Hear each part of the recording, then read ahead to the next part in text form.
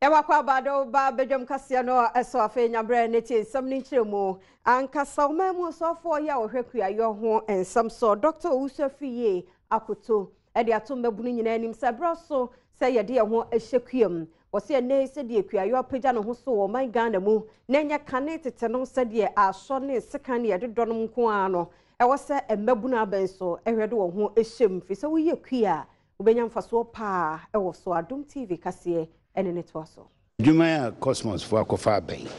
eye adwuma a wo se enye se omo a omo tu gas ne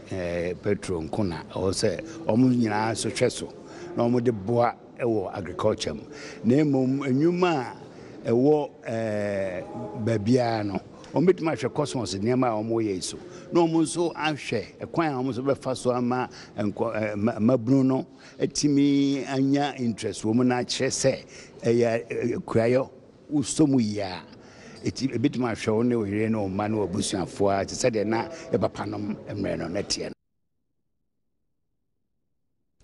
Yanko enkwanta mensini mo na hopo sipani ya wadano ASP William Asantia Yensu edi ato won etwi dadeponko meche motorbikes ahodo na braso se womudi mra eso motorbike de enke hu ye nipa mienu agere so a obekuma bi na ohye mienu ntamu enso ne obekọ enkwanta no mpotamu nipa miensa nan na no watu won mofo se mra no maho kwan kra nti wo a ye be kire free nei ekore se moto enipa miensa nan te so no emra no be di ne finchim sade etie oni Adom TV Kasee eto aso ne be tu ye me frɛ okadafo ni nyina tu omofo eni wo kasa ye sɛ sa no ma no moto no ye de fa nipa mienu pɛ ebi a wo afa maame na ne ba ketwa bi ka wo no afa na ka wo na mom sɛ wo mbefa mienu miensa ennan ni num ne de emra ema kwan nya sɛ wo mo wie we na wo kwa ye no ye nhyemra ye hwɛ sɛ nkrofo bi di mra so ntino ye be yire wom keti se wo ni mra no so se wo manya na wo obefa nipa abro so na se yesu mu a ye do bekọ asem dibia na wo ne emra akọ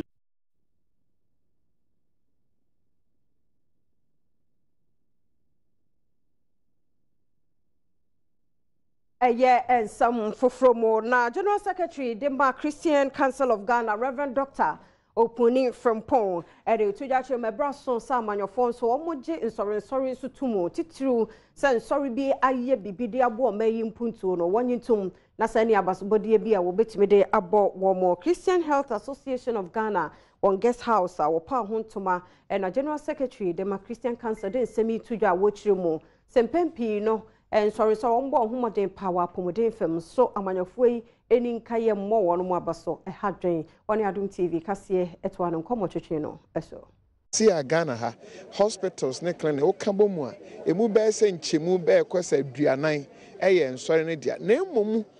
aban anamusifo ne aban mu mpanifo no bi menkasa nye wo mu nyina ebi o ha se omo kasa na wutie omo kasa mu a na ase ebi a yemfa ne se omu nim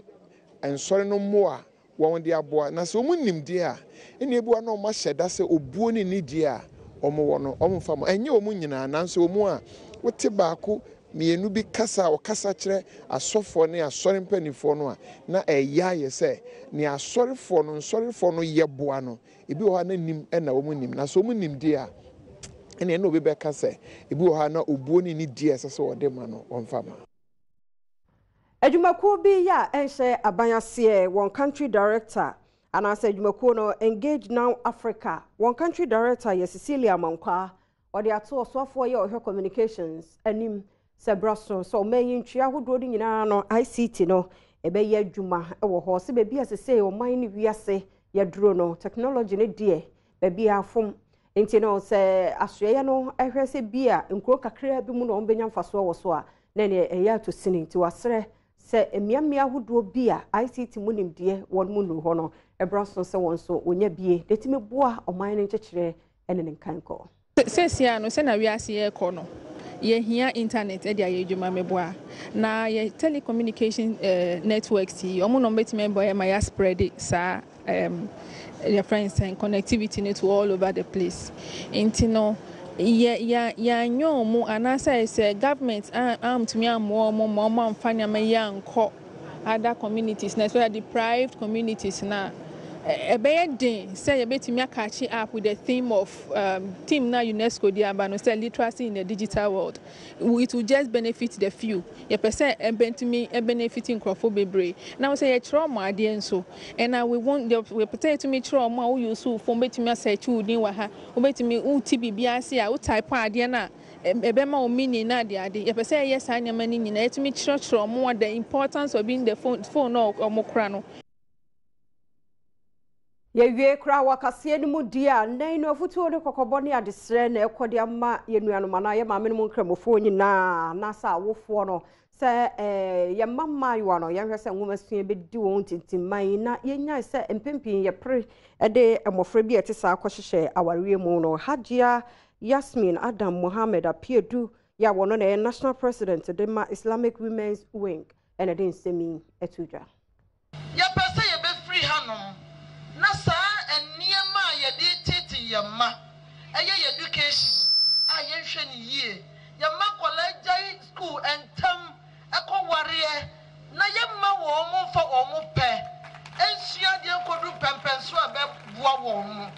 sabe mo ma ye gina hoyi ya yiri ye ho asua de akwa animu mo hunu oba secretary obegina wokuta ne masters me so oba be wa me so kuta me masters anything ye hwe se mo be hwe ye so na mo de ama kola na asua de akwa akire so wo hwe ene ababa wa pass akodu pempenso bi wo hwe ebi kura no wo the first division na esa se wanya single number nti ye yi no ya mananko university sasem we say yesra ban no bibia your priority wo ya hwe ma adesua na wo mu gum kakra emma yen Ghana adesua no ya ye ne tawe emma enkola ni titru emma yentimi entoa ya adesua so ye jana so na Adom TV Badwam Kasee enna fofie da ye nuanom nkramofo ye di edel ada ye de ne nyina si ha ne mum do bonkrata ne bi nso baide ayekra do manhene kwabna sante alaji 1 kame ho ne atwa so